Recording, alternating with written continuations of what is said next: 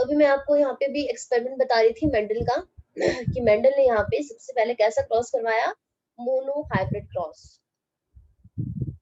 Mono hybrid cross का मतलब क्या है कि उन्होंने यहाँ पे सिंगल करेक्टर को स्टडी किया, ओनली सिंगल टाइम पे। और जैसे आप यहाँ पे देख सकते हो कि उन्होंने सिंगल करेक्टर क्या लिया, सीड की शेप का लिया। तो उन्होंने यहाँ पे सीड की शेप की दो वैरायटी ली, एक उन्होंने ली प्योर राउंड सीड की और दूसरी ली उन्होंने प्योर रिंकल सीड की। जब उन्होंने यहाँ पे इनकी क्रॉस फर्टिलाइजेशन करवाई दो डिफरेंट वेराइटीज की, और वेराइटीज कैसी थी, प्योर थी, तो उन्होंने क्या देखा कि F1 जनरेशन में सारे सीड कैसे आ रहे हैं, सारे सीड हमारे पास राउंड आ रहे हैं।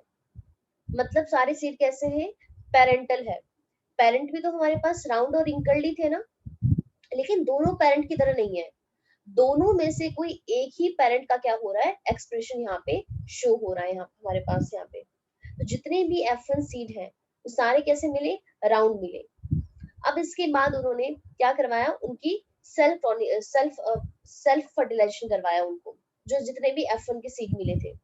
तो F1 सीड को उन्होंने जब यहाँ पे सेल्फ फर्टिलाइज करवाया, उसके बाद उन्होंने क्या चीज देखी कि हमारे पास यहाँ पे टोटल इतने सीड्स को उन्होंने कलेक्ट किया, जो आप इधर डेटा देख सकते हो यहाँ पे। अब डेटा आपको लर्न करने की जरूरत नहीं, जस्ट ओनली अंडरस्टैंडिंग के लिए है कि जब उन्होंने सोचो इतने सारे सीड उन्होंने यहाँ पे कलेक्ट किया, आप देख सकते हो कितने सीड ये हो गए हमारे पास, आपके कितने हो गए, कम से कम 7,000 समथिंग सीड हो गए। तो सोचो उन्होंने इतने सीड को उन्होंने यहाँ पे काउंट किया है, और उन्होंने क्या देखा कि हमारे पास 5474 सीड कैसे हैं, राउंड है, और रिंकल सीड उनको कितने मिले, 1850 मिले। तो यहाँ पे जब ये सेकेंड जनरेशन जब आ रही है, तो सेकेंड जनरेशन में वो यहाँ पे क्या चीज देख रहे हैं कि हमारे पास जो सीड है अभी भी अब वो यहाँ पे दोनों पेरेंट के शो कर रहा है। मतलब पेरेंट क्या थे हमारे पास, राउंड था और रिंकल था। लेकिन यहाँ पे देखिए जब पहली जनरेशन आई तो एक ही पेरेंट एक्सप्रेस हो रहा था, राउंड वाला। लेकिन जब हमारे पास सेकेंड जनरेशन आती है तो हमारे पास यहाँ पे दोनों ही पेरेंट एक्सप्रेस हो गए हैं, राउंड भी हो गया और इट मींस रिंकल्ड भी हो गया। तो उन्होंने यहाँ पे एक चीज यहाँ पे इसकी वजह फाइंड की कि पहली बात तो जो F1 जनरेशन में हमें प्लांट मिले थे ये आपके प्योर नहीं थे। मतलब ऐसा नहीं हुआ था कि यहाँ पे ओनली राउंड वाला ही कोई कोई करेक्टर आया था और रिंकल्ड वाला नहीं आया था। क्योंकि आप खुद ही सोचो, अभी भी हमने कहा प्योर क्या होता है, अगर आप कम से कम 5-6 जनरेशन तक उनको क्रॉस करवा रहे हो तो वो वही रिजल्ट देगा। अगर सोचो अगर ये प्योर होते तो यहाँ तो या तो हमें यहाँ पे राउंड ही मिलता या तो रिंकल्ड ही मिलता, लेकिन हमें यहाँ पे दोनों चीजें मिल रही है।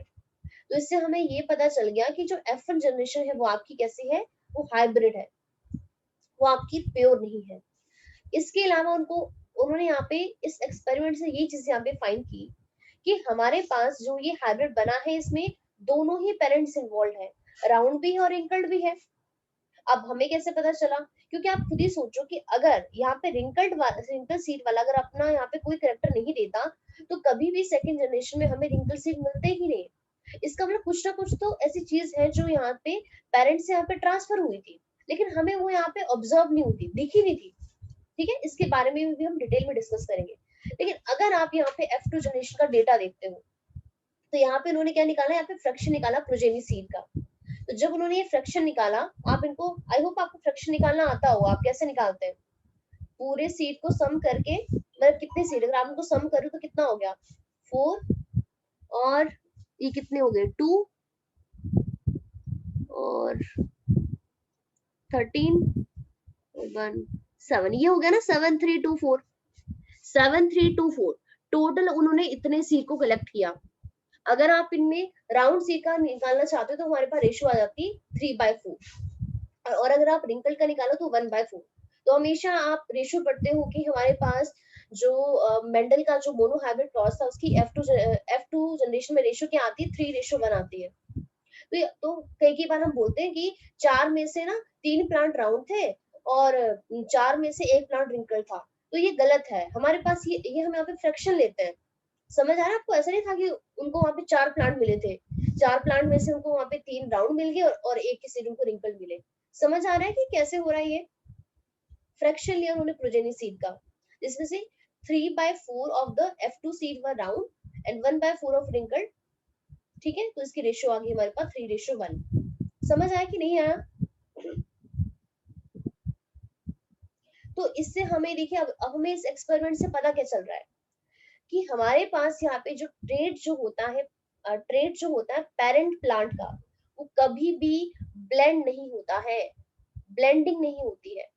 ब्लेंडिंग क्या होता है? मिक्स हो जाना, कि हमारे पास मदर फादर के कैरेक्टर क्या हो गए, मिक्स हो गए, और उसके बाद हमें यहाँ पे कोई ना कोई हमें एक्सप्रेशन नजर आता है। वो हमेशा प्योर होता है, या तो वो इसकी तरह होगा या फिर इसकी तरह होगा। तो कंक्लूजन हमें क्या पता चला? The trait of a parent plant, जो ट्रेट क्या है, वही मैनिफेस्टेशन, आपको क्या चीज नजर आ रही है, जो ट्रेट जो होगा पेरेंट प्लांट का, वो कभी भी डू नॉट ब्लेंड, कभी भी ब्लेंडिंग नहीं होती है। ऑल्दो द F1 प्लांट क्या डिस्प्ले कर रहा है? Phenotype of one parent. यहाँ पे देखिए वन पेरेंट की तरह वो शो हो रहा है, राउंड की तरह नजर आ रहा है, रिंकल्ड में नजर नहीं आ रहा है। लेकिन बोथ ट्रेट, दोनों ही ट्रेट पास होते हैं आपके F2 प्रोजेनी में, और रेशियो क्या आती है? 3:1 आती है। समझ आया कि नहीं है आपको कि मोनो हाइब्रिड क्रॉस क्या था? यस मैम, समझ आ गया। यही था कि when P with two different trait, दो डिफरेंट ट्रेट लिए थे, कौन कौन से? Round and wrinkled. Are cross करवाया, will their progeny exhibit one of दो स्टेट? तो क्या बोला, उनकी प्रोजेनी क्या एग्जिबिट करेगी? वन ऑफ दो स्टेट, बोथ ऑफ दो स्टेट, और ब्लेंडेड और इंटरमीडिएट ट्रेड। अब सिंपल सी बात वही है कि हमारे पास यहाँ पे ट्रेड कैसे आएंगे, दोनों को आएंगे, या फिर ब्लेंड हो जाएंगे, आपके ब्लेंडिंग हो जाएगी। तो ध्यान रखना, ब्लेंडिंग नहीं होती है। सॉरी, मैं आपको एक स्टार्टिंग में बताना भूल गई कि जब मेंडल ने अपने एक्सपेरिमेंट किए थे ना, तो ये आपको बताना भूल गई कि उन्होंने यहाँ पे कौन कौन से आपके वो लिए थे, मतलब कौन कौन से उन्होंने यहाँ पे करेक्टर को स्टडी किया था। तो ध्यान रखना, सीड की शेप को उन्होंने स्टडी किया था, सीड के कलर को किया था, फ्लावर कलर को किया था, पॉड शेप को किया था, पॉड कलर को, फ्लावर पोजीशन को, स्टेम की हाइट को। ये 7 करेक्टर है जो मेंडल ने क्या किए थे, अपने एक्सपेरिमेंट के लिए यूज किए थे। और ये सारे करेक्टर कैसे थे, यहाँ पे आपकी कॉन्ट्रास्टिंग थे। जैसे देखिए, सीड की शेप उन्होंने राउंड और रिंकल ली थी, सीड का कलर उन्होंने यहाँ पे येलो और ग्रीन लिया था, फ्लावर का कलर वायलेट और व्हाइट हो सकता है, पॉट की शेप फुल और कॉन्सेप्टेड हो सकती है। फुल और शेप का मतलब होता है, ये आप आगे वाली स्लाइड देख सकते हो, ये वाली, ये देखिए इस तरीके से आपने, अगर आपने कभी पी को ऑब्जर्व किया हो, या तो वो ऐसा होता है कॉन्स्ट्रिक्टेड होता है, या फिर ऐसा होता है इन्फ्लेटेड। तो इन्फ्लेटेड को बोलते हैं फुल।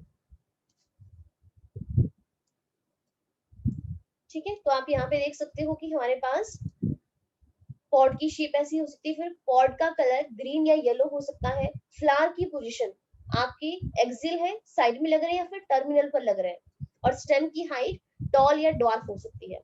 अब जो एक्सपेरिमेंट अभी आपने देखा ना, वहां पे हम वो किसके लिए कर रहे थे? वहां पे सीड की शेप के लिए कर रहे थे, राउंड और रिंकल्ड के लिए।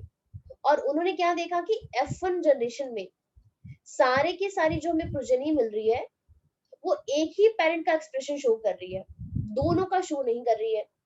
लेकिन F2 जनरेशन में दोनों ही पेरेंट हमें क्या आ रहे हैं, हमें अपीयर हो रहे हैं, और किस रेशियो में हो रहे हैं? 3:1। मतलब आप कह सकते हो कि 75% प्लांट और 25%, मतलब इस रेशियो में हमें मिल रहा है कि 75% प्लांट एक जैसे हैं, और 25% क्या है, अलग है। तो ये जितने भी 7 करेक्टर है ना, उन्होंने इन सारे के सारे 7 करेक्टर को स्टडी किया। ऐसा नहीं था कि बस उन्होंने ओनली सीट की शेप लिया, बस इसके बेसिस पे उन्होंने यहाँ पे रिजल्ट कर दिया। बाद में उन्होंने सीट के कलर पे भी सेम एक्सपेरिमेंट किया, फिर उन्होंने फ्लावर के कलर पे भी किया, पॉट की शेप पे भी किया, पॉट के कलर पे किया, फ्लावर की पोजीशन पे किया, स्टेम हाइट पे किया। तो जो सारे करेक्टर को लेके उन्होंने ये मोनो हाइब्रिड क्रॉस करवाया, और ऐसे नहीं करवाया कि चलो ठीक है ओनली वन टाइम करवा दिया और बस हो गया। यही एक्सपेरिमेंट उन्होंने बार बार रिपीट किया, कम से कम काफी टाइम उन्होंने रिपीट किया। तो उन्होंने सारे के सारे करेक्टर में यही देखा कि सब में उनको एक ही चीज मिल रही है, जो F1 जनरेशन आ रही है, वो F1 जनरेशन दोनों पेरेंट से मैच नहीं कर रही है, एक ही पेरेंट से हो क्या हो रहा है, उसका ट्रेट वहां पे मैच हो रहा है। लेकिन F2 जनरेशन में क्या है, हमारे पास हमें वहां पे दोनों के ट्रेट हमें एक्सप्रेस हो रहे हैं। समझ आ रहा है आपको कि नहीं आ रहा है? ये जितने भी हमारे पास ये 7 करेक्टर है, तो जो ये वाला एक्सपेरिमेंट अभी हमने किया ना, यहाँ पे कौन सा कहा गया, ये वाला, तो ये एक्सपेरिमेंट उन्होंने ओनली राउंड सीड के लिए नहीं किया, यहाँ पे उसकी उसके कलर की बेसिस पे भी किया, स्टेम की हाइट के लिए भी किया, फ्लावर की पोजीशन के लिए भी किया, पॉट का कलर कैसा है, पॉट की शेप कैसी है, सबकी बेसिस पे किया। तो उन सबको इसमें एक ही करेक्टर मिला, जो आप यहाँ पे ये कंक्लूजन में देख सकते हो कि हमारे पास जो ट्रेड जो है प्लांट की, वो कभी भी ब्लेंडिंग नहीं हो रही है वहां पे कहीं पर भी, मतलब हमें बीच वाला प्रोडक्ट नहीं मिल रहा है। जैसे आप ये समझ लो कि फ्लावर का कलर लिया था वायलेट और आपका एक था व्हाइट, तो कभी ऐसा नहीं मिला कि उनको यहाँ पे इन दोनों का ब्लेंडिंग होने पे जो कलर मिल गया कुछ अलग ही कलर मिल गया, या तो कलर वायलेट था या फिर व्हाइट था, मैं दोनों में से किसी कोई एक ही था। तो F1 प्लांट जो है वो डिस्प्ले करते हैं phenotype of only one parent, दोनों पेरेंट की तरह वो शो नहीं होते हैं, लेकिन दोनों ट्रेड पास हो रहे हैं F2 प्रोजेनी में, रेशियो है 3:1। समझ आया आपको कि नहीं आया कि ये एक्सपेरिमेंट उन्होंने सबके लिए किया है, जितने भी उन्होंने 7 यस मैम। स्टडी किया था, तो इसके बेसिस पे उन्होंने निकाला। अब यहाँ पे कुछ और बातें जानते हैं और कुछ यहाँ पे अभी थोड़ी सी थ्योरी करते हैं, थ्योरी को भी प्लीज ध्यान से समझना, कुछ यहाँ पे एडिशनल इन्फॉर्मेशन भी है, लेकिन अगेन वही हमें करनी है एनसीईआरटी जस्ट उन्हें समझने के लिए। तो यहाँ पे देखिए कि जो मेंडल था उन्होंने स्टार्ट किया था 34 वैरायटी से, तो इनिशियली उन्होंने 34 वैरायटीज ली थी पी की, लेकिन सोचो उसके बाद उन्होंने 2 साल इसमें स्पेंड किए कि कौन कौन सी वैरायटी को मुझे सिलेक्ट करना है। तो सोचो हम कहते हैं कि उन्होंने 7 वैरायटीज ली थी, सॉरी 7 ही 14, मतलब 7 तो उन्होंने करेक्टर लिए थे ना, 7 तो करेक्टर लिए थे, लेकिन इस 7 करेक्टर की वैरायटी कितनी है, 14 वैरायटीज है ना, 14 ही वैरायटीज है, बताइए इसमें कोई कंफ्यूजन तो नहीं है। जैसे आप समझ लो राउंड सीट, रिंकल सीट, फिर इस राउंड सीट की ग्रीन शेप हो सकती है या फिर येलो हो सकती है। तो इस तरीके यस से यहाँ मैम। पे सोचो 2 साल को 34 वैरायटी ली थी, जिसमें से उन्होंने ओनली 14 वैरायटी को सिलेक्ट किया, और जो सिलेक्ट करने के लिए उनको 2 साल लग गए। तो मेंडल ने स्टार्ट किया था 34 वैरायटीज ऑफ पी के साथ और स्पेंड की 2 years selecting those variety that he use that he would use in his experiment. So he verified, अब देखो ये लाइन काफी इंपॉर्टेंट है, उन्होंने क्या किया, उन्होंने वेरीफाई किया दैट ईच वैरायटी, जो भी उन्होंने यहाँ पे 14 वैरायटी को सिलेक्ट किया है वो कैसी है, प्योर ब्रीडिंग है। तो ये काफी इंपॉर्टेंट है कि वो प्योर होनी चाहिए।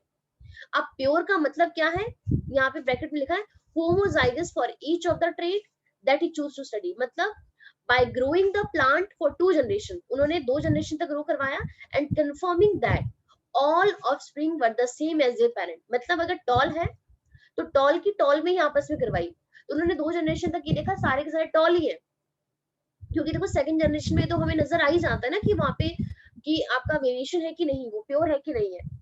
सो he then carried out a number of crosses between the different variety, उसके बाद उन्होंने बहुत सारे डिफरेंट वैरायटीज में क्या करवाए, क्रॉसेस करवाए। Although P R normally self fertilising, आप सबको पता है कि जो पी है उसका फ्लावर कैसा होता है, कैसा होता है, बाइसेक्सुअल होता है ना, मतलब मेल और फीमेल दोनों प्रेजेंट होते हैं, तो वो सेल्फ फर्टिलाइजेशन कर सकता है, लेकिन उसके बावजूद भी उन्होंने क्या करवाया, उन्होंने यहाँ पे सेल्फ फर्टिलाइजेशन करवाई। So each plant process with itself. Mendel conducted crosses between different plants, उन्होंने डिफरेंट प्लांट्स को लिया by opening the bird from anther, तो सोचो बर्ड कंडीशन में उन्होंने एंथर्स को पिक कर लिया था, male sex organ were fully developed, removing the anther, anther को रिमूव किया और उसके बाद उन्होंने डस्ट कर दिया उसको स्टिग्मा के ऊपर। तो स्टिग्मा किसका पार्ट होता है, फीमेल सेक्स ऑर्गन का, with pollen from different plants anther, जो आपने उस फिगर के अंदर देख लिया है। अब देखिए मेंडल ने अपनी जर्नी कहां से स्टार्ट की, studying the mono hybrid cross, तो मोनो का मतलब वही हो गया सिंगल हाइब्रिड क्रॉस करवाया उन्होंने, those between parent that differ in single characteristics, only single character को ही स्टडी किया। जैसे अभी हमने देखा या तो हाइट टॉल है या फिर ड्वार्फ है, या तो सीड की शेप राउंड है या फिर कैसी है हमारे पास रिंकल्ड है। लेकिन in one experiment Mendel crossed a pure breeding, तो उन्होंने प्योर ब्रीडिंग को क्रॉस करवाया पी प्लांट को for the round seed and one that was a pure breeding for the wrinkle seed. तो फर्स्ट जनरेशन जो आई क्रॉस की वो कैसी थी, पेरेंटल जनरेशन थी, आप देख सकते हो, आप खुद ही देखिए यहाँ पे ये पेरेंटल जनरेशन ही है। नेक्स्ट वाला देखिए बताइए, जब उन्होंने यहाँ पे राउंड और रिंकल्ड को ग्रो करवाया था तो यहाँ पे सारी पेरेंटल जनरेशन ही मिल रही है, बताइए पेरेंटल ही है ना। जब उन्होंने यहाँ पे प्योर वाले को ग्रो करवाया तो यहाँ पे सारे की सारी कैसी मिली, पेरेंटल मिल रही है, और पेरेंटल कौन सी वाली, राउंड वाली, मतलब जो आपके डोमिनेटिंग होते हैं, बट चलो अभी हमें इसके बारे में नहीं पता है। अब आगे देखिए उन्होंने क्या करवाया, अब प्लीज थ्योरी को ध्यान से सुनना। अब एक चीज और जो आपको बताना भूली, अब उनको शायद यहाँ पे लगा कि हो सकता है कि कुछ यहाँ पे कि कुछ सेक्स का कुछ रिलेशन हो। जैसे यहाँ पे उन्होंने देखिए, मान लेते एग्जांपल लेते हैं कि राउंड सीड उन्होंने यहाँ पे ये लिया था फीमेल, ये हमारे पास फीमेल फ्लावर था, और रिंकल सीड था यहाँ पे, मान लेते हैं ये मेल फ्लावर था। तो उन्होंने कहा कि हो सकता है यहाँ पे सेक्स का कुछ लिंक हो, मतलब सेक्स की वजह से यहाँ पे कुछ ना कुछ कैरेक्टर यहाँ पे डिफर हो रहे हो। तो इसको इंश्योर करने के लिए कि क्या जो सेक्स है उसका इफेक्ट तो नहीं पड़ रहा है इस प्रोजेनी के ऊपर, इसके लिए उन्होंने रेसिप्रोकल क्रॉस भी करवाया। अब ये रेसिप्रोकल क्रॉस क्या होता है? रेसिप्रोकल क्रॉस वो होता है कि जैसे यहाँ पे राउंड सीड इनिशियली उन्होंने यहाँ पे फीमेल से लिया है, और रिंकल सीड उन्होंने मेल के फ्लावर से लिया है, इसको इंटरचेंज कर दो। मतलब राउंड सीड अब आप मेल से ले लो, और यहाँ पे रिंकल सीड अब आप फीमेल से ले लो। जैसे मान लेते कि हाइट हमारे पास टॉल होगी या फिर डॉर्फ होगी। एक एक्सपेरिमेंट में टॉल हमने फीमेल ले ली, और दूसरे एक्सपेरिमेंट में हमने मेल हमने डॉर्फ ले लिया। पहला एक्सपेरिमेंट तो ये वाला किया। सेकंड में किया कि टॉल वाला करेक्टर मेल का लिया और ड्वार्फ वाला करेक्टर फीमेल का लिया। इसको बोलते हैं रेसिप्रोकल क्रॉस। तो अपने एक्सपेरिमेंट को इंश्योर करने के लिए उन्होंने यहाँ पे रेसिप्रोकल क्रॉस भी करवाया, मतलब उन्होंने यहाँ पे जेंडर को भी चेंज करके देखा। अब देखिए यहाँ पे क्या हुआ, after crossing the two variety in the parental generation, Mendel ने क्या ऑब्जर्व किया, offspring that resulted from the cross. अब उन्होंने क्या देखा, in regard to seed characteristics, अगर वो सीड की कैरेक्टरिस्टिक्स को देखना चाहते हैं, सच एज सीड शेप, तो phenotype develop as soon as the seed mature because the seed trait are determined by the newly formed embryo। देखो सिंपल सी बात है, आप मुझे खुद ही बताइए, अगर वो यहाँ पे प्योर राउंड सीड को और प्योर रिंकल सीड को ले रहे हैं, तो जो भी हमें जब इसकी प्रोजेनी मिलेगी तो सीड तो हमें इसी अभी ही यहीं पे ही दिख जाएंगे ना। जैसे उन्होंने यहाँ पे प्योर राउंड सीड को और प्योर रिंकल सीड को लिया, और क्रॉस होने के बाद उनको यहाँ पे इस F1 जनरेशन में क्या मिल रहा है, कैसे सीड मिल रहा है, ये तो हमें, और सीड की शेप कैसी है, सीड का कलर कैसा है, ये तो हमें यहीं पे विजिबल है। समझ आ रहा है कि नहीं आ रहा है?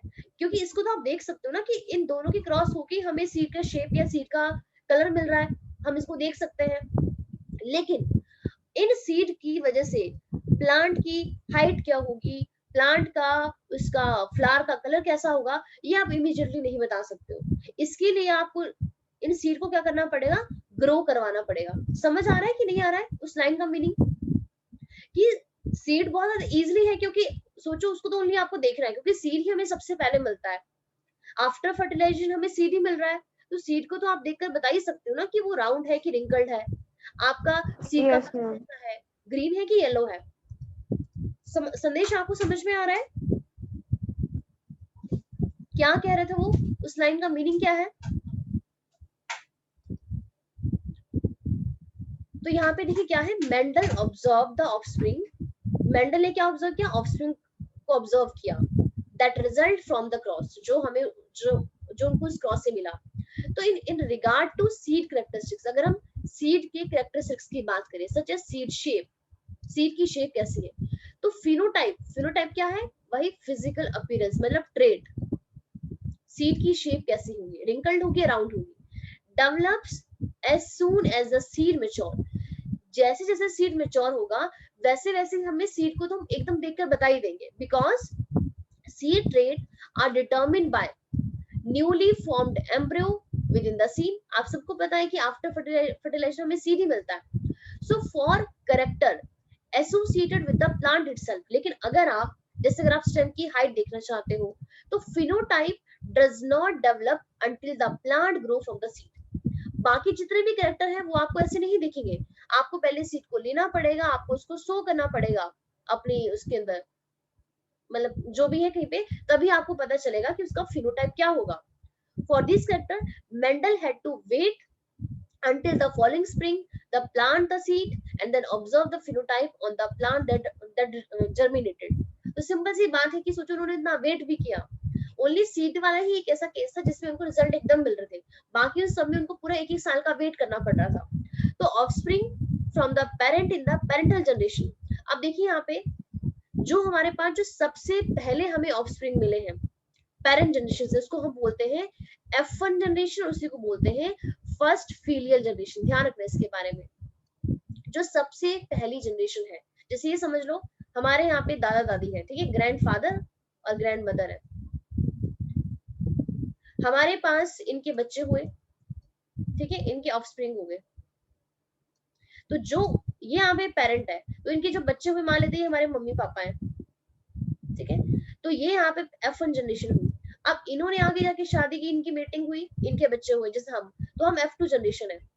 तो ये वाली जो जनरेशन इसको बोलते हैं F1 जनरेशन, इसी को बोलते हैं फर्स्ट फीलियल जनरेशन।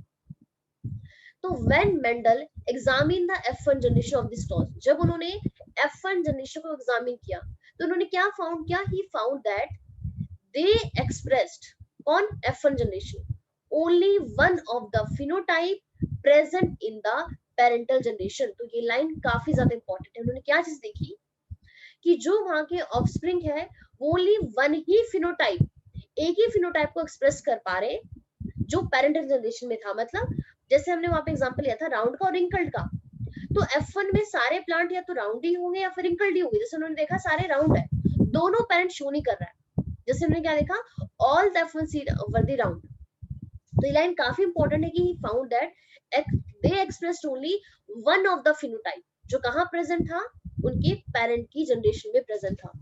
सो मेंडल कैरिड आउट 60 सच क्रॉस। सोचो ये डेटा देखो, आपको लर्न नहीं करना, लेकिन आप खुद ही सोचो कि मेंडल ने अब इसको कंफर्म करने के लिए कि पक्का ऐसे ही हो रहा है कि एक ही पेरेंट का वो एक्सप्रेशन शो कर रहा है, उसके इसको इंश्योर करने के लिए उन्होंने यहाँ पे 60 क्रॉसेस करवाए। सोचो 60 एक्सपेरिमेंट, 60 क्रॉस करवाया, और उन्होंने ऑलवेज क्या ऑब्टेन किया, दिस रिजल्ट। हमेशा उन्होंने यही देखा कि जब भी F1 जनरेशन आ रही है तो दोनों में से कोई एक ही पेरेंट का एक्सप्रेशन वहां पे शो हो रहा है। अब और इंश्योर करने के लिए कि क्या वहां पे सेक्स का कोई इफेक्ट तो नहीं पड़ रहा, अब उन्होंने यहाँ पे रेसिप्रोकल क्रॉस भी करवाया। रेसिप्रोकल क्रॉस मैंने आपको बता दिया कि मेल और फीमेल के कैरेक्टर को उन्होंने इंटरचेंज कर दिया इन वन क्रॉस। एक क्रॉस में उन्होंने क्या काम किया, pollen male gamete was taken from a plant with the round seed, मतलब एक बार उन्होंने जो राउंड सीड है वहां से उन्होंने पोलन ग्रेन ले लिया, और दूसरे वाले केस में उन्होंने रिंकल्ड वाले से क्या ले लिया, उन्होंने वहां से एग ले लिया, और सेकंड एक्सपेरिमेंट में उन्होंने उसको उन्होंने वहां पे चेंज कर दिया।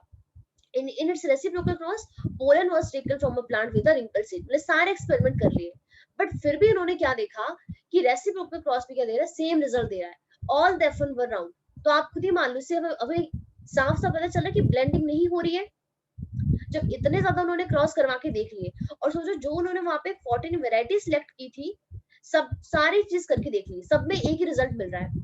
तो Mendel was not content with examine only the seed arising from this monohybrid cross।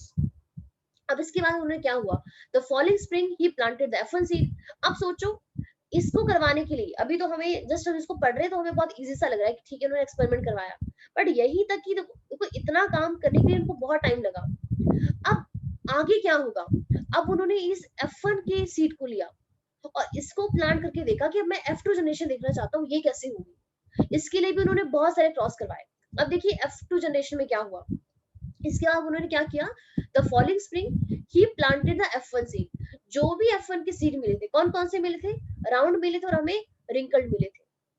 अब उन्होंने F1 सीड को कल्टीवेट किया, cultivated the plant that germinated from them and allow the plant to self fertilize. अब उनकी self fertilisation करवाई और हमें क्या मिल गई, सेकंड जनरेशन, जिसको बोलते हैं F2 जनरेशन और इसी को बोलते हैं second filial generation. So both of the trait from the parent emerge in the F2 generation। तो वही बात हुई, अब जब हमारे पास F2 जनरेशन आई तो हमें दोनों ही ट्रेट पेरेंट जनरेशन के हमें यहाँ पे नजर आ गए। तो मेंडल ने तो काउंट किया, Mendel counted 547 for round seed and 1850 wrinkled seed in the F2। तो प्लीज ध्यान रखना, मैं आपको बार बार बता रही हूँ कि जैसे हम मोस्टली रटा मान लेते हैं, 4 में से 3 प्लांट राउंड और बाकी या टॉल मान लो आप, और उसमें से एक निकला आपका ड्वार्फ, 4 में से एक ड्वार्फ। तो प्लीज ऐसा नहीं कि 4 में से को एक प्लांट ऐसे मिला था, 4 में से ये, समझ में आना ना, ये आपका फ्रैक्शन है कि उन्होंने टोटल यहाँ पे सीड काउंट किए। तो अगर आप इनका रेशियो निकालते तो हमारे पास ये रेशियो आती, तभी हम बोलते हैं 3:1। आप मतलब ये समझ सकते हो कि 75% हमें टॉल मिले और आपके 25% हमें ड्वार्फ मिले। तो he notice that the number of round and wrinkle seed constitute approximately 3:1 ratio. That is about 3/4 of the F2 seed were round and 1/4 over the wrinkle. So Mendel conducted monohybrid cross. अब उन्होंने जितने भी उन्होंने अपनी वो 7 character को study करना था, तो मेंडल ने क्या करवाया, मोनोहाइब्रिड क्रॉस करवाया all the 7 of the characteristics that is studied in the pea plant. And in all other processes he obtained the same result. तो अभी मैंने आपको बताया जितने भी उन्होंने 7 करेक्टर को लिया था, 7 करेक्टर और कितनी वैरायटी, 14 वैरायटी, मतलब 14 ट्रेट. तो उन्होंने क्या देखा कि obtained the same result, same he result उनको मिला. All the F1 resembled only one of the two parent, मतलब दो पेरेंट में से ओनली एक ही पेरेंट क्या हो रहा है F1 में हमें नजर आ रहा है, लेकिन दोनों पेरेंट इमर्ज हो रहे हैं F2 जनरेशन में, और किस रेशियो में हो रहे हैं, 3:1. समझ आया कि नहीं आया? तो ये उनका हमारे पास आपका फर्स्ट एक्सपेरिमेंट था मेंडल का.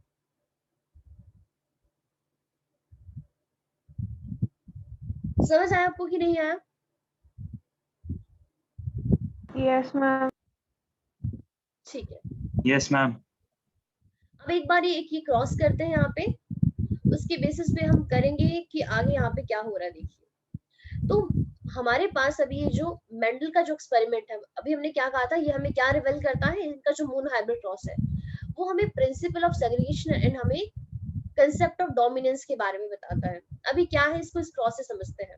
जैसे यहाँ पे देखिए, अब यहाँ पे देखिए बार बार वही एक्सपेरिमेंट आएंगे, जस्ट ओनली आपको उसको समझना है अच्छे तरीके से कि मेंडल ने क्रॉस करवाया प्लांट को. एक हमारे पास लिया जैसे यहाँ पे होमोजाइगस राउंड सीड, और उसके साथ में यहाँ पे लिया होमोजाइगस आपका रिंकल्ड सीड. अब आपको बहुत अच्छे तरीके से पता है कि जितने भी जो सेक्सुअल रिप्रोडक्शन करते हैं उसमें दो ही पेरेंट इन्वॉल्व होते हैं, और क्रोमोसोम्स कैसे प्रेजेंट होते हैं, पेयर में होते हैं. अब मान लेते हैं मेरे पास एक क्रोमोसोम है ये वाला, और यहाँ पे मैं पोजीशन असाइन कर लेती हूँ कि मेरे पास ये वाली पोजीशन है. ठीक है, ये यहाँ पे सीड की शेप को कंट्रोल कर रही है, तो साथ वाली भी सीड की शेप को ही करेगी. लेकिन जब ये सीड का शेप एक्सप्रेस हो रहा है तो ये हमें राउंड दे रहा है, और जब ये सीड शेप एक्सप्रेस हो रहा है ये हमें रिंकल दे रहा है.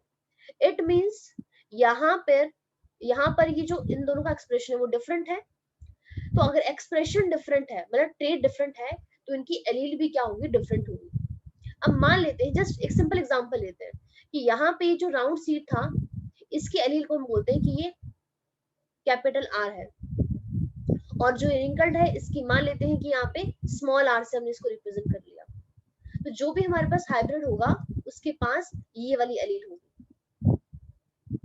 लेकिन अगर हम बात करते हैं प्योर राउंड की और प्योर रिंकल्ड की, तो हमने कहा था कि प्योर मतलब जिसमें कोई कुछ भी इंटरमिक्सिंग है ही नहीं, वो एकदम प्योर है. तो उनका जीनोटाइप क्या होगा, कैपिटल आर और स्मॉल आर, जो आप यहाँ पे देख सकते हो. कि मतलब यहाँ पे जो पेरेंट होगा, जो हमारे पास मान लेते हैं कि ये हमारे पास ये वाला है राउंड सीड है, इसका पेरेंट क्या होगा, इसके दोनों एलील क्या होगी, आर वाली होगी.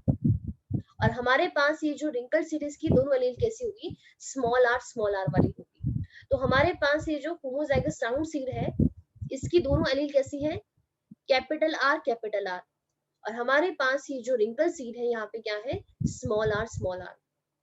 अब हम इन दोनों की यहाँ पे क्या करवा रहे हैं, क्रॉस फर्टिलाइजेशन करवा रहे हैं, क्रॉस पॉलिनेशन करवा रहे हैं.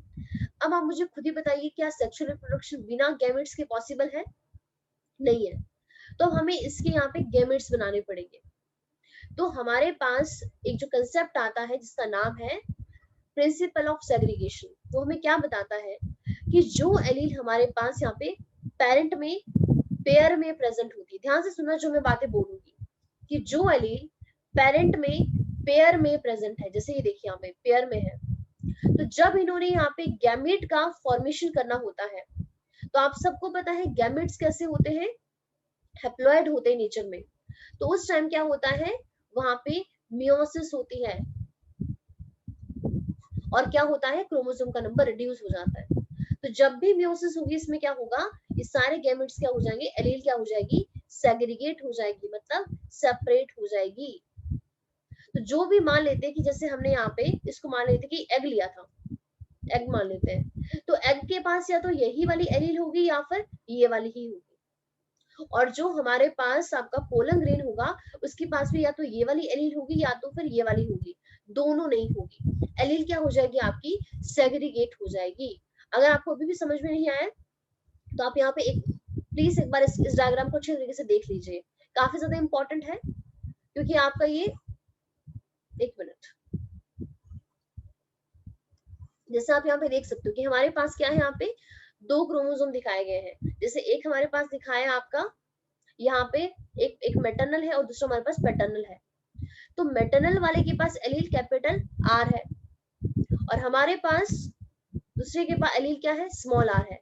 लेकिन दोनों क्रोमोसोम्स कैसे हैं, दोनों ही होमोलोगस क्रोमोसोम्स है, एलील दोनों के पास डिफरेंट है। अब देखिए क्रोमोसोम्स की रेप्लिकेशन होता है, अब कब होता है, प्लीज सब रिलेट करने की कोशिश कीजिए। सेल साइकिल में G1 फेज आता है, S फेज आता है। आप सबको पता है S फेज में क्या होता है, डीएनए का अमाउंट डबल हो जाता है, लेकिन क्रोमोसोम का नंबर सेम रहता है। अब देखिए यहाँ पे ये जो रेड वाला था इसने भी अपनी कॉपी बना ली और इस ब्लू वाले ने भी बना दी, जो आप यहाँ पे देख सकते हो कि हमारे पास ये क्रोमोसोम क्या हो गया, यहाँ पे सेम रहता है लेकिन डीएनए का अमाउंट डुप्लीकेट हो गया जब S फेज होता है सेल साइकिल का। तो यहाँ पे देखिए, अब यहाँ पे ये आर आर इसकी भी दो कॉपीज बन चुकी है और ये स्मॉल आर इसकी भी कॉपी बन चुकी है। अब ये कहाँ पे जाएगा, प्रोफेज 1 में जाएगा। प्रोफेज 1 में, प्रोफेज 1 बहुत बड़ा है, leptotene, zygotene, pachytene, diplotene, diakinesis. अब जिसको अब इनके बारे में नहीं पता प्लीज वो पहले सेल साइकिल वाला चैप्टर देखकर आए। लेकिन अभी मैं थोड़ा सा रिकैप करवाने की कोशिश कर रही हूँ आपको कि प्रोफेज 1 में जब हमारे पास आपकी पैकेटीन स्टेज आती है, वहां पे क्या होता है, क्रॉसिंग ओवर होती है। तो वो यहाँ पर भी दो केस दिए हैं कि क्रॉसिंग ओवर मान के चलो कि हो भी सकती है और नहीं भी हो सकती है। क्रॉसिंग ओवर में क्या होता है, ये जो मैटरनल है और जो पैटर्नल क्रोमोसोम है, इनकी ये जो आर्म्स होती है ना, इसको बोलते हैं नॉन सिस्टर क्रोमेटेड। मतलब ये रेड रेड वाली आपस में सिस्टर क्रोमेटेड है, ये ब्लू ब्लू वाली आपस में सिस्टर क्रोमेटेड है, लेकिन ब्लू और रेड वाली क्या होती है आपस में, ये होती है नॉन सिस्टर क्रोमेटेड। तो ये जो नॉन सिस्टर क्रोमेटेड होती है, इनके बीच में क्या होता है, एक्सचेंज हो जाता है जेनेटिक मटेरियल। जैसे आप यहाँ पे देख सकते हो, ये जो रेड वाला है इसके टिप पे ब्लू वाला आ चुका है और ब्लू वाले की टिप पे यहाँ पे रेड वाला आ गया है। तो यहाँ पे एक्सचेंज हो गया है जेनेटिक मटेरियल, जीन से चेंज हुई है ना, इसको बोलते हैं क्रॉसिंग ओवर होना। और ऐसा भी हो सकता है कि देखिए यहाँ पे क्रॉसिंग ओवर हुआ ही नहीं है। अब क्रॉसिंग ओवर हुआ हो या ना हुआ हो, लेकिन हमें यहाँ पे क्या चीज समझनी है कि देखिए हमारे पास जब आपका प्रोफेज 1 के बाद एनाफेज 1 आता है, तो हमारे पास देखिए इसके बाद क्या होता है, यहाँ पे साइटोकाइनेसिस हो जाता है। देखिए यहाँ पे ये सेल आपका डिवाइड कर गया इस तरीके से, तो यहाँ पे 2 सेल बन चुके हैं। 2 सेल बनने के बाद देखिए एक क्रोमोसोम इस सेल के अंदर चला गया, दूसरा इस सेल के अंदर चला गया। और जब ये आपका मियोसिस 1 का रिजल्ट है, 2 सेल बनना। और जब आपकी मियोसिस 2 होती है तो यहाँ पे देखिए अब ये भी 2 सेल बना देता है और ये भी 2 सेल बना रहा है। तो देखिए अब इसके बीच में भी सेपरेशन हो गया है, क्रोमोसोम्स क्या हो गए यहाँ पे आपके, एक्चुअली ये आपकी क्रोमेटिड्स होती है आपकी सेपरेट हो गई है।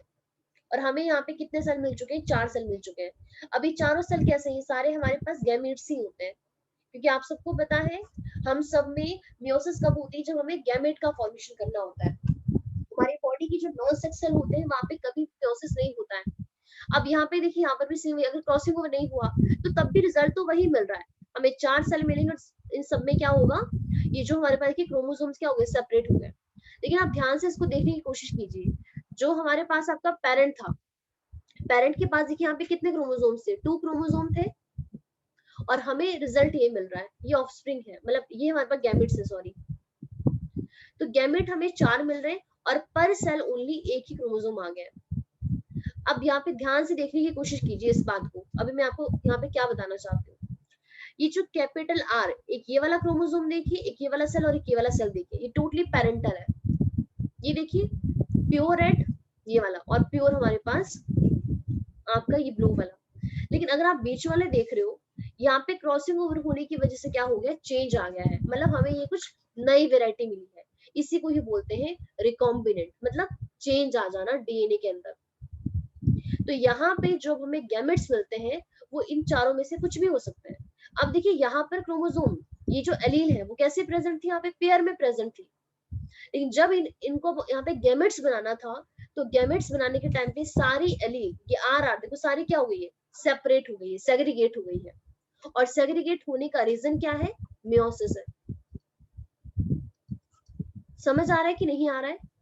तो वही कंसेप्ट हमें वहां पे उन्होंने मेंडल ने दिया था कि जब भी हम क्या करते हैं आपका यहाँ पे सेक्सुअल रिप्रोडक्शन होती है, गैमेट्स का फॉर्मेशन करना होता है, तो जो एलील हमारे पास पेयर में प्रेजेंट होती है ना, ये देखो यहाँ पे पेयर में है, आप देख सकते हो यहाँ पे पेयर में है, गैमेट के फॉर्मेशन के टाइम पे क्या होती है, सेग्रीगेट हो जाती है। तो अगर आप इसको सेग्रीगेट करोगे आर और आर मतलब दोनों सेम ही है, तो आप हम यहाँ पे सिंगल आर लिख सकते हैं, और यहाँ पे भी सेग्रीगेट होगी। और बाद में अब क्या होगा, हमारे पास ये जो गैमेट है ये क्या हो जाएगा, आपका फ्यूजन हो जाएगा। फ्यूजन को बोलते हैं फर्टिलाइजेशन, और हमें यहाँ पे फिर कैसा सीड मिलेगा, राउंड सीड मिलेगा। अब यहाँ पे देखिए यहाँ पे क्या हुआ, हमारे पास एक कैपिटल आर और ये स्मॉल आर, अब हमें यहाँ पे ये एलील मिल रही है, दोनों यहाँ पे फर्टिलाइजेशन होने के बाद हमें क्या मिल रहा है, एक मिनट मैं इसको ना इस तरीके से समझाती हूँ आपको, वेट। जैसे हमारे पास देखिए हमने वहां पे कैसे क्या लिया था, हमारे पास था आपका राउंड सीड और दूसरा हमारे पास था आपका रिंकल्ड सीड। अब हमने कहा रिंकल्ड सीड का जीनोटाइप क्या है, कैपिटल आर, और यहाँ पे इसका है स्मॉल आर, स्मॉल आर। अब हम कह रहे हैं कि जब इनको सेक्सुअल रिप्रोडक्शन करना है, गैमेट्स बनेंगे, तो गैमेट्स के टाइम पे क्या होगा, ये एलील्स क्या हो जाएंगी, सेग्रीगेट हो जाएगी। और सेग्रीगेशन का रीजन क्या है, कौन करवाएगा, मियोसिस करवाएगा। अभी गैमेट्स बन चुके हैं, देखो ये राउंड सीड के गैमेट्स, ये बन गया है, ये बन गया है, ये बन गया है, ये बन गया है। अब जब गैमेट्स बन चुके हैं तो ये क्या करेंगे, फ्यूजन करेंगे एक दूसरे के साथ। अब देखिए हमारे पास ये क्या है, ये वाला मेल, मान लेते हैं हमारे पास ये फीमेल गैमेट है, सॉरी ये मेल गैमेट है, और ये हमारे पास फीमेल है, रिंकल्ड वाला। अब ये जो मेल वाला है वो हमेशा इस फीमेल वाले के साथ ही फ्यूजन करेगा ना, ऐसा तो कभी नहीं होगा कि मेल मेल गैमेट के साथ ही फ्यूजन कर रहा है, ये तो कभी पॉसिबल ही नहीं है। तो मेरे पास ये जो मेल गैमेट है आर वाला, ये इसके साथ कंबाइन कर सकता है, मतलब कैपिटल आर स्मॉल आर, या फिर इसके साथ भी कर सकता है, क्योंकि ये मेल गैमेट इस फीमेल वाले के साथ ही करेगा, या फिर ये वाला जो है वो इसके साथ कर सकता है, एक ही बात है देखो, या फिर इसके साथ कर सकता है, तब भी हमें यही मिलेगा। लेकिन ये दोनों आपस में नहीं कर सकते हैं, मेल मेल के साथ थोड़ा करेगा या फिर फीमेल फीमेल के साथ थोड़ा करेगी। तो हमें यहाँ पे देखिए क्या मिल रहा है, जब हमने इनका क्रॉस करवा के देखा तो हमने सारी पॉसिबिलिटी क्या देखी कि हमें हर जगह जीनोटाइप क्या मिल रहा है, कैपिटल आर स्मॉल आर ही मिल रहा है। अब जीनोटाइप क्या होता है, तो हमारे पास कौन सी जीन्स है जो उस करेक्टर को क्या कर रही है, कंट्रोल कर रही है। तो हमारे पास देखिए यहाँ पे कैपिटल आर है, स्मॉल आर है। अब हमने क्या देखा था कि हमारे पास जो ये F1 जनरेशन आती है, इसमें सारे प्लांट हमें कैसे मिलते हैं, हमने यहाँ पे देखा कि सारे हमें राउंड ही मिल रहे हैं, कोई भी हमें रिंकल्ड मिल ही नहीं रहा है F1 जनरेशन में। लेकिन देखो प्रेजेंट दोनों है, दोनों एलील प्रेजेंट है, ये कैपिटल आर वाली जो राउंड वाली है ये भी प्रेजेंट है, और यहाँ पे स्मॉल आर ये भी प्रेजेंट है। लेकिन सोचो दोनों प्रेजेंट होने के बावजूद भी हमें सीड आपका राउंड ही मिला।